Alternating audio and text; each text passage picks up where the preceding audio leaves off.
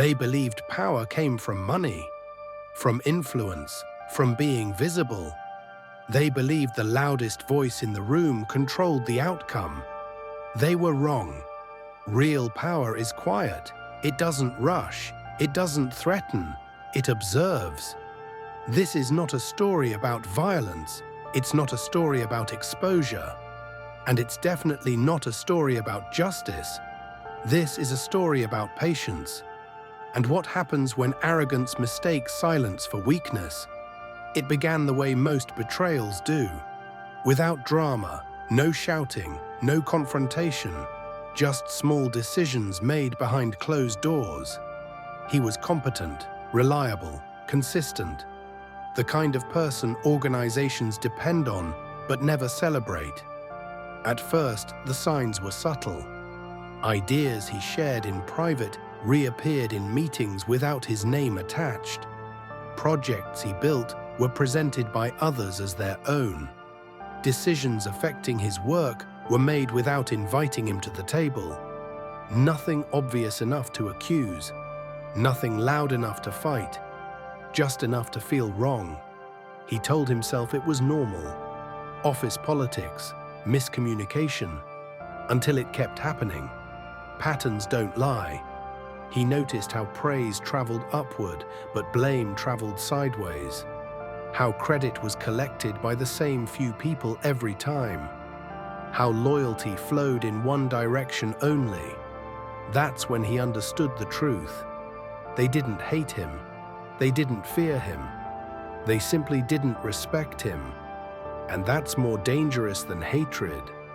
Because when people don't respect you, they don't feel guilty using you. Most people respond emotionally at this point. They confront, they complain, they try to prove their value. That's how they lose. He did the opposite. He stopped reacting, not outwardly, internally. He kept delivering, kept smiling, kept agreeing. But he stopped seeking fairness. Instead, he started studying behavior. He watched who interrupted whom, who waited before speaking, who repeated ideas louder to claim them. He noticed which people made decisions and which people merely announced them. He learned who needed approval, who needed admiration, and who needed control. Ego leaves fingerprints everywhere. He also learned something else. Powerful people assume stability. They assume tomorrow will look like today. They assume the system protects them. That assumption is a weakness, so he became predictable. He became reliable to the point of invisibility. When people underestimate you, they stop guarding themselves around you. They speak freely. They take shortcuts. They get comfortable. That's when mistakes multiply. He began documenting quietly, not to expose, not to threaten, just to understand. Dates, decisions, contradictions. He never corrected errors publicly. He never warned anyone privately, because warning someone gives them a chance to adapt. He wasn't interested in adaptation. He was interested in gravity. Arrogance always overreaches. He let them take more credit, let them promise more than they could deliver, let them push timelines they couldn't meet. Every success inflated their confidence. Every unchallenged lie hardened into belief. They began to think they were untouchable. That's when the first crack appeared. A project failed. Not loudly, not catastrophically, just enough to raise a question. They blamed external factors, suppliers, market conditions, unforeseen circumstances. Everyone accepted the explanation, except one person. He said nothing. The second failure came faster. A deadline missed. A result exaggerated. A report quietly adjusted to look better than reality. Still, no confrontation. Because powerful people aren't destroyed by accusation. They're destroyed by patterns, and patterns need time. He made sure the right information existed in the right places. Not accusations, not complaints, just data. Data without emotion is lethal. Audits began as routine, reviews framed as standard procedure. No one suspected intent. Why would they? He had never resisted, never complained, never demanded recognition. He was harmless. That's what they believed. The tone in meetings changed slowly. Confidence became defensiveness. Certainty turned into explanation. People began speaking longer, justifying more, clarifying things no one had questioned before. When someone starts over-explaining, it means they feel pressure. Pressure reveals cracks. Allies began distancing themselves, not publicly, quietly. Invitations stopped. Side conversations disappeared. People don't abandon sinking ships loudly. They simply stop boarding. The second collapse wasn't professional. It was social. Trust eroded. Whispers replaced confidence. Old alliances were tested and failed. Still, no one blamed him. Why would they? He never spoke. The third collapse was internal. Stress leaked into private lives. Sleep disappeared. Tempers shortened. Powerful people are not trained to lose control. When things slip, they panic. They turned inward first. That was the beginning. When confidence collapsed, they didn't look for solutions. They looked for shelter. Each of them retreated into their own version of the truth, rewriting memories, adjusting timelines, convincing themselves they were never responsible. Then they turned outward.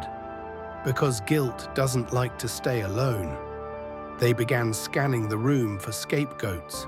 Not openly, not immediately. At first it was subtle, a name mentioned with hesitation, a sentence that ended with someone else's responsibility, a meeting where blame floated without landing. And then it landed.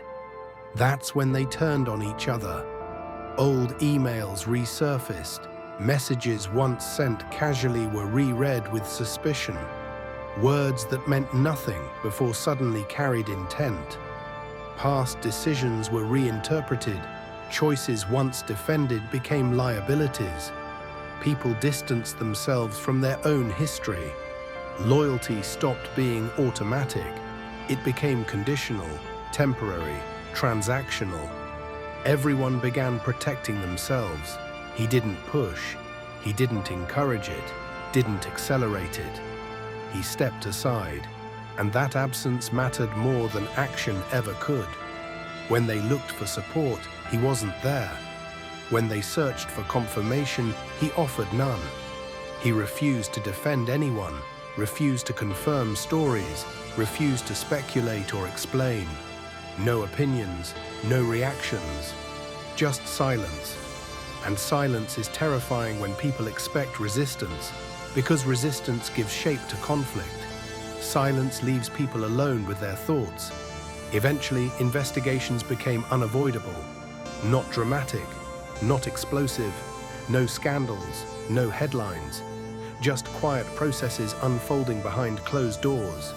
Documents reviewed, numbers checked, timelines compared, quiet removals followed, resignations framed carefully as personal decisions, reassignments disguised as strategic shifts.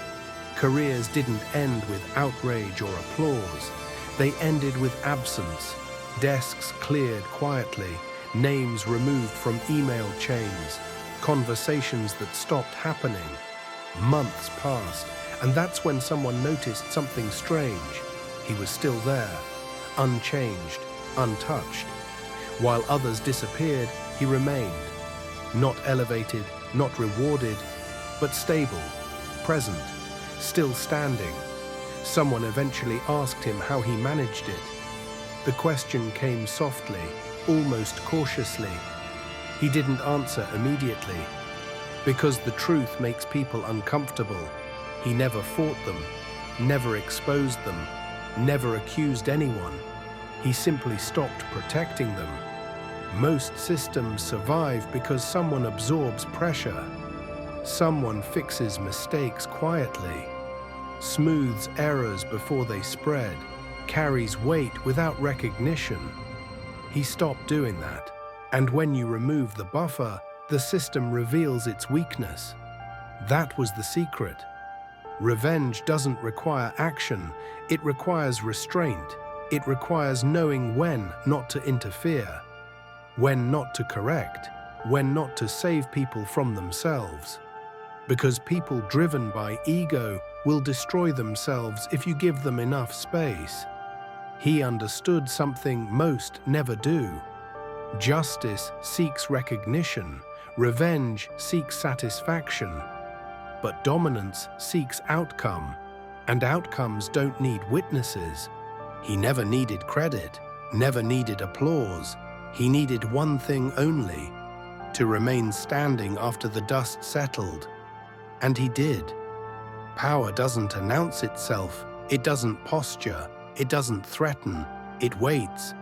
And when it moves, it leaves no fingerprints,